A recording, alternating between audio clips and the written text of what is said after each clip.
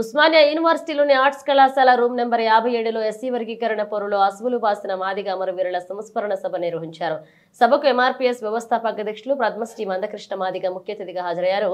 మందకృష్ణ మాదిగ మాట్లాడుతూ తెలంగాణ రాష్ట్రం కోసం అమరులైన కుటుంబాలను రాష్ట్రం ప్రభుత్వం ఏ విధంగా అయితే ఆదుకుందో అమరులకు విలువ ఇవ్వడానికి అమరుల స్తూపం ఏర్పాటు చేశారు. అదేవిధంగా ఎస్సీ రిజర్వేషన్ల వర్గీకరణ కోసం అసువులు బాసిన అమరులైన మాదిగ అమరుల కుటుంబాలను తెలంగాణ, ఆంధ్రప్రదేశ్ రాష్ట్ర ప్రభుత్వాలు ఆదుకోవాలని కోరారు.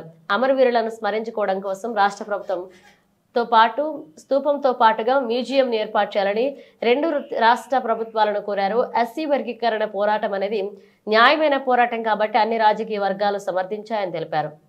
గతంలో నియమించబడ్డ కమిషన్లు అన్ని వర్గీకరణకు మద్దతుగా నిలబడ్డాయన్నారు. అన్ని రాజకీయ పక్షాలతో పాటుగా దళితుల్లో 59 కులాల్లో 58 కులాలు వర్గీకరణ కోరుకుంటున్నాయని తెలియజేశారు.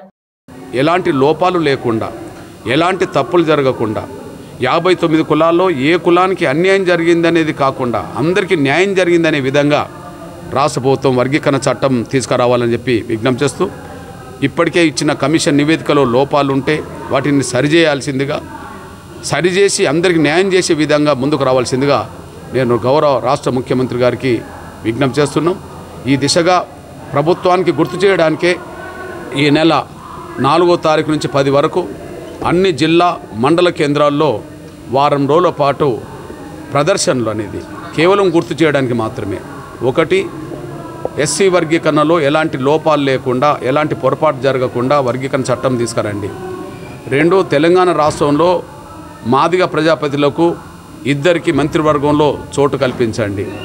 అదే సమయంలో ఎస్సీ వర్గీకరణ అనేది ఇంతకుముందు 4 గ్రూపులు ఉన్నాయి. అదేవిధంగా ఇప్పుడు 4 గ్రూపులు ABCD వర్గీకరణ చేయాలని చెప్పి మేము విజ్ఞప్తి చేస్తున్నాం.